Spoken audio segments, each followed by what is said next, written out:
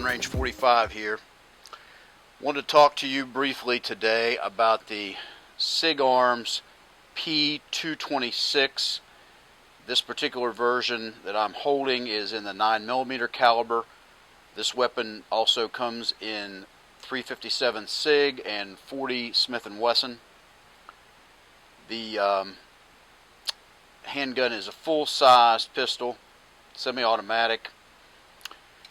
It is a very nice piece, and I'm going to talk to you briefly about what sets this one apart from other weapons of this type and other P226 versions.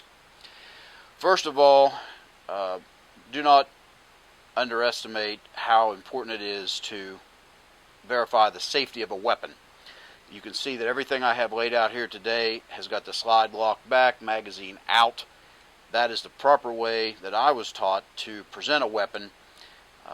One of the reasons that you see this repeated time and time again on YouTube, the demonstration initially that the weapon is safe, is that I cannot tell you how many times I've heard people talk about accidents that they either experienced or witnessed because they thought the gun wasn't loaded.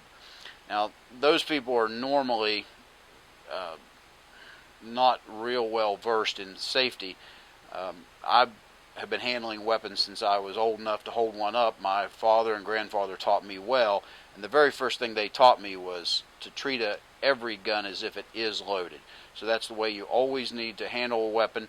Always keep the muzzle pointed in a safe direction no matter what, even in a case like this where the slide's locked open and it's clear that there are no rounds in this weapon. You never want to point a weapon at something that you don't either want to kill, destroy, or buy. Okay, let's go ahead and get into this particular one.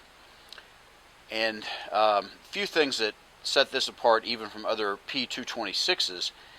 The first thing that you notice is that this has got a built-in grip mag well, and that is very handy for efficient mag loading and changes. Very nicely designed.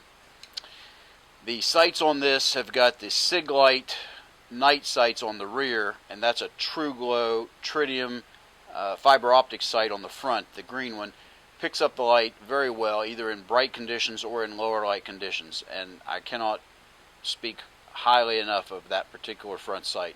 Wonderful sight. This weapon also has a built-in beaver tail, and as we all know, that helps you to get higher on the weapon. Allows you to get very high without having to worry about the slide biting your hand or you in somehow interfering with the operation of the slide. So that's a handy feature to have. There was a time that it was very popular, particularly in the 1911s, to switch out the parts and add a beaver tail grip safety. More and more manufacturers have picked up on that, and this is one of those that has that built in. Very nice feature. Those of you who are familiar with SIGs know that even though there is no specific mechanism for actuating a safety on this gun, this is still a very, very safe pistol. And unlike a lot of manufacturers, SIG incorporates the decocking system, and this is probably the smoothest decocker that anyone puts on a weapon, the ones for SIG. So when you want to put this into safe mode, just press that button and you see that drops down very nicely.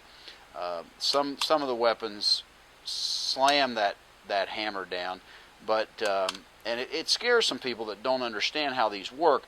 I've handled a few myself, and it seems to me like HK was one of those that is not quite as friendly with the decocking mechanism, but I've handled some that when you push that button, that hammer just bam, and of course with a round in the chamber, someone who's not used to handling a weapon with a decocker is probably a little fearful of that, particularly the first time they slam that trigger down. The SIGs bring it to rest very, very softly, But either way, whether your decaulker slams it down hard or like the Sig has a nice soft landing, it's safe to do this. This is actually part of the safety mechanism, so don't be fearful of operating your decaulker. The newer Sigs are equipped with their SRT system. That's a short reset trigger, and that comes into play on single action operation. And of course, you know, that's got a beautiful single action pull. Now in full operation, this trigger resets has a very short reset to it, and that makes it very nice for double taps or just rapid firing. Beautiful reset. This is the finest pistol I've ever owned. Certainly the nicest one in my current collection, and I've owned a lot. And I feel like it probably is better than any that I've ever had. I've had HKs, I've had several 1911s, several competition guns. This one's the nicest one, and very easy to take down. You know, Sigs are very simple that way.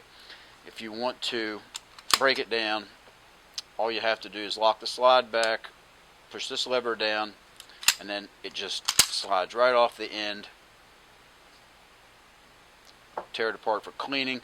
The only thing that I was somewhat unhappy about with this weapon when I purchased it is that they do come with a plastic guide rod, and I changed that out to a stainless steel. So other than that, just the way it comes, ready to go. This 9mm version holds 20 rounds, which is great. The 357 Sig and 40 Smith & Wesson hold 15 rounds each, but a 20 round 9mm, excellent, lots of firepower.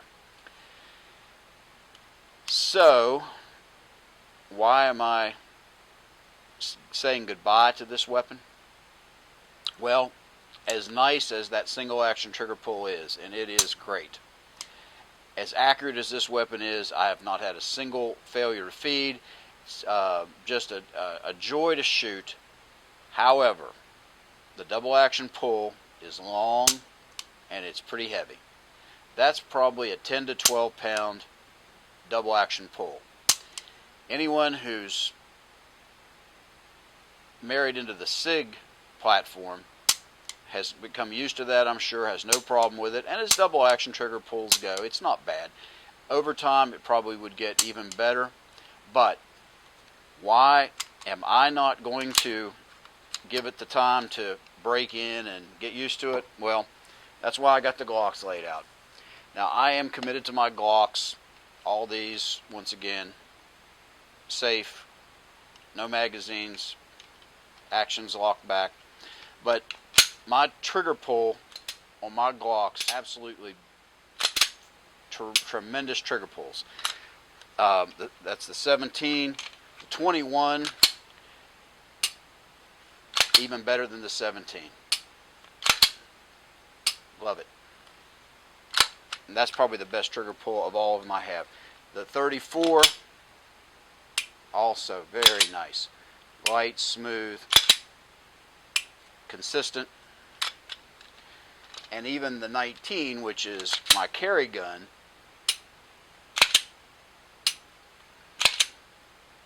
great trigger pull. And here's the key. It's the same smooth break and same trigger pull on the first round as it is on all subsequent rounds. Not so with the Sig, obviously. I'm committed to these weapons. These are my competition guns, my personal defense gun. These aren't going anywhere. The Sig P226 TACOPS is much too nice a weapon to just set in a safe. So, as much as I love it, and if it were not for my Glocks, I would probably become the centerpiece of my collection. But unfortunately, I've got to bid it farewell. If you're interested in a Sig, you couldn't pick a nicer one. I don't say that it isn't for anyone, or certainly it wouldn't be not for me if not for the fact that I have committed to my Glocks. So I hope this helped you. Please subscribe to my channel. Thanks for watching. Downrange 45, over and out.